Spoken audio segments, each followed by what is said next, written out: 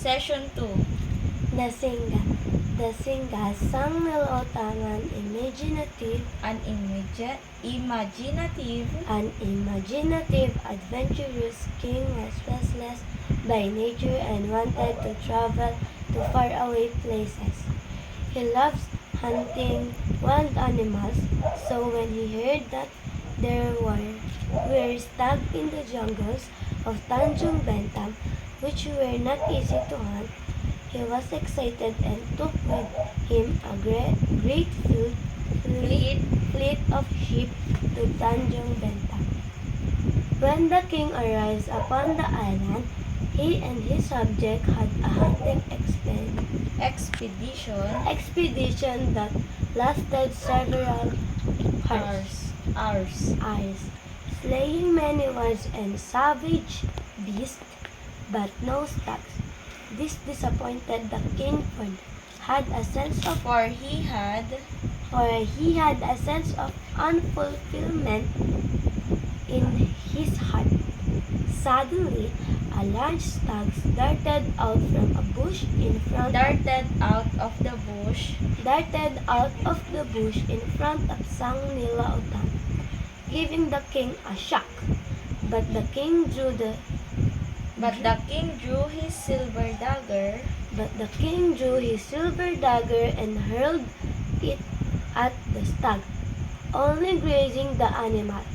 The stag began to run and the king pursued it. In those days, it was either your feet or nothing. The stags ran through the jungle and darted up a knoll. The king followed the stag up the hill, but upon reaching the summit, the stag...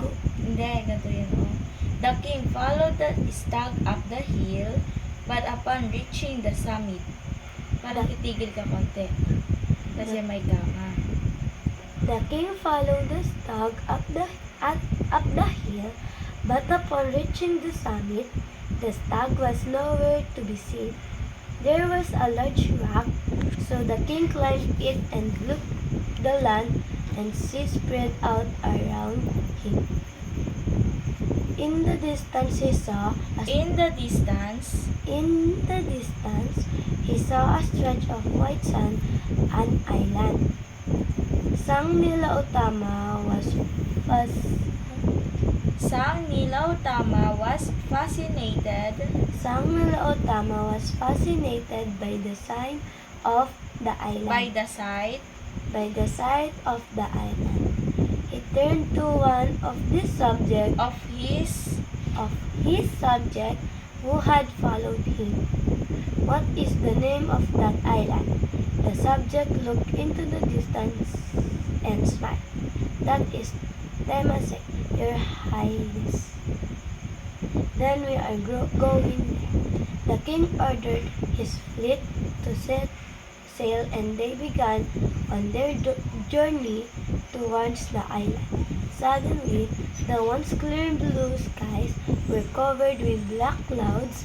Heavy rain poured from them, and strong bursts of wind threatened to tear the ship apart. The ship carrying Sang Nilautama was in the very eye of the storm. The crew lowered the sails, started to bail the water from the ship and get most of the cargo for jettisoning. However, an idea came to the king's head. He remembered a story his grandfather told him of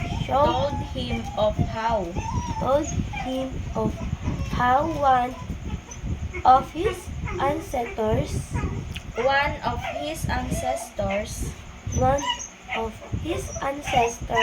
became the sea king, and that his crown was the only thing which belonged to his ancestors. He removed his crown immediately and threw it into the sea. All at once, The storm broke as suddenly as it started. The skies began to clear, and the crew gave a shout of joy and set sail once more to the island of Tennessee. When the king stepped upon the island, a creature stepped out of nowhere, and the king and his men were awestruck We're by awestruck the magnificent creature. It was large and moved with grace, had a black head covered in a furry mane, a whitish neck, and a red body. whitish neck. And a red body.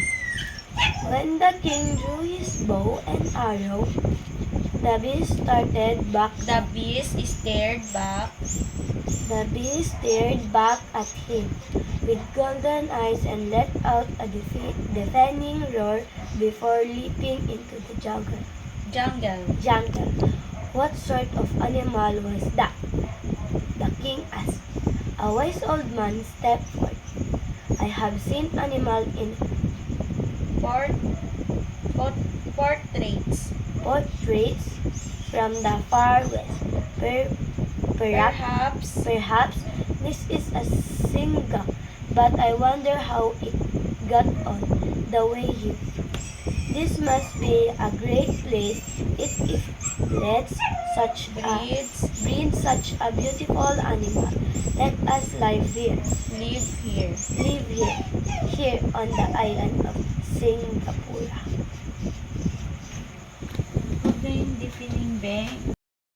Ngayon, magkakaroon tayo ng panghuling aktibidad. Ito ay ang spelling. Isulat mo muna ang iyong pangalan.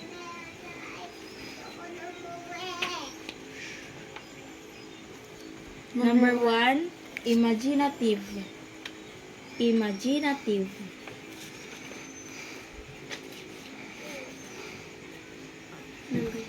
Number 2, adventurous.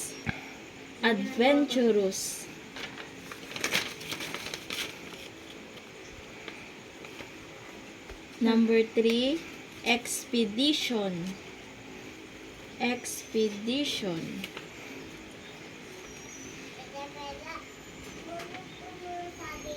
Number 4, lasted.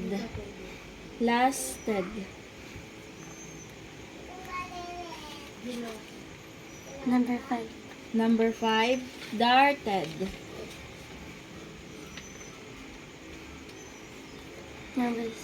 Number 6, null.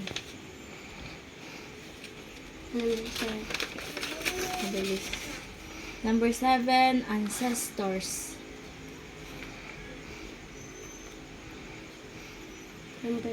Number 8, immediately.